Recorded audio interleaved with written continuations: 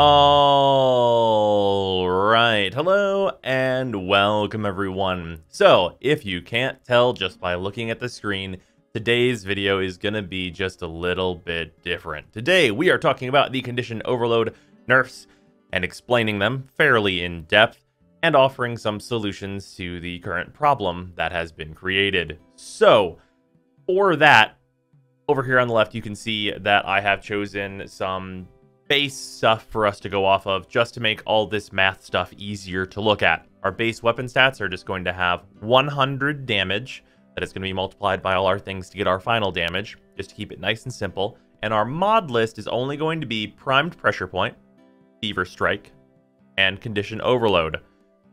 So with just this stuff, it should be fairly easy to look at, but if you've never seen damage calculations before or are not in any kind of math class ever, probably going to be pretty tough. So with that, let's talk about the old condition overload math and the way condition overload was before and why it was broken and overpowered and did need a nerf. So this is just regular damage calculation stuff. We have 100 times 1 plus the prime pressure point multiplier, and that will equal P, which is our stuff after the pressure point multiplier and any additive multipliers with it. And then P multiplied by your elemental percent as a decimal will equal your elemental damage, which is going to be E. And then P plus E is your damage before condition overload in this case, because it is your damage from prime pressure point, and then it is your elemental damage, which is affected by the prime pressure point damage and has to be a separate number. So that's what we get before damage before condition overload. So on this weapon, it is 100 times, and let's put that over here, 100 times 1 plus 1.65. We get that, and it's 265. And 265 times 0.9, because we have a 90% elemental, is going to give us 238.5. And then we have to add in our 265. And that'll give us 503.5. This is very normal stuff. What comes after this is applying condition overload to it. So the thing about old condition overload is that it was multiplicative with itself, which means it exponentially gained damage as you gained status, which is represented here as damage before condition overload multiplied by 1.6 to the Y power, where Y is the number of status that you have applied. We're going to show that in the calculator just by going by multiplied by 1.6, and you can see the first status iteration of damage, which is charted out here if you would like to look closer at it. So it ends up at 805.6, and then you can just multiply that by 1.6 again, because it is multiplicative with itself and adds in the previous rounds. And then you get 1288, and then you get 2062, 3299, 5279, 8447. And you can see that this is a significant and insane gain because it was exponential with itself. Any mod that can create multiple multipliers is going to be exponential, and it's just exceedingly powerful. This is why we use condition overload so much, and why status weapons were so good whenever we had old condition overload, is because we're multiplying by a factor of like just an absolutely insane amount. Like even at just 3 statuses, we're at like a 4x damage multiplier, which was fairly easy to put together. And even at only 2, that's over double. So that was pretty much always going to be fairly worth it. With that, let's talk about the new condition overload math. So the new condition overload math is a little bit different because condition overload is in just the base stuff. You have to do it all at once because it is additive with prime pressure point, which you can actually see here at the beginning of the math. So it is 100 times 1 plus the prime pressure point multiplier plus your current condition overload multiplier equals P. Then P times the elemental percent as a decimal, elemental damage, that's all the same. And then P plus E is still damage, but it's not your damage before condition overload. It is your final damage because CO is no longer its own multiplier. So I've actually set out a couple examples here because, of course, you have to visualize them. So at 0 status, it's just very regular. It's exactly the number we got up here because condition overload's multiplier is going to equal 0, and we're going to get 503.5. So that's exactly the same. With that, At 1 status, instead of going to 805.6, we go to 731, which is obviously less, but not so much less that it becomes an issue. At 2 status, though, we're at 956.5, which is considerably less than 1288. That is a considerable drop, and it's even more obvious how big the drop is whenever we go to our 3rd status, where we get 1187.5. Because previously at 3 statuses, we were at 2062. So this 3 status number is actually lower than our old 2nd status number. With that, a thing that I've been asked a lot is, well, now that these two things are additive, should we not just stop using prime pressure point? And the answer is no, you should not stop using prime pressure point, and I'm going to illustrate that right here. Luckily, I've put this together. So this is removing prime pressure point for another elemental, which in almost all cases would be the thing you would do. There is also the consideration for adding in like a Bane instead of an elemental, but I think that is a hyper niche case that's not really going to be relevant. So we're just going to go with another 90% elemental being added in. And worth noting, the math for this stays identical. You're still doing this exact stuff over here, where you have 100 times 1 plus prime pressure point multiplier, which is just 0 in this case, plus your condition overload multiplier.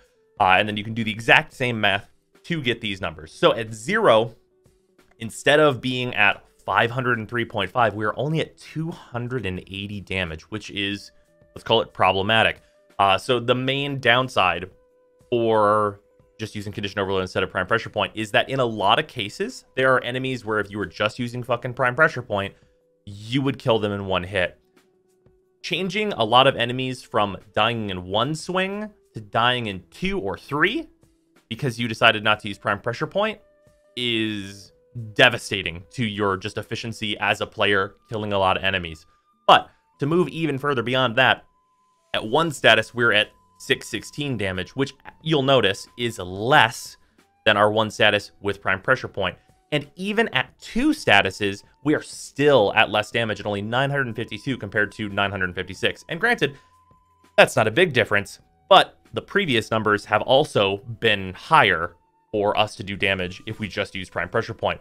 Now, at 3 statuses, this does change, and we get to 1288, which is about 100 damage higher than our 3 statuses with prime pressure point.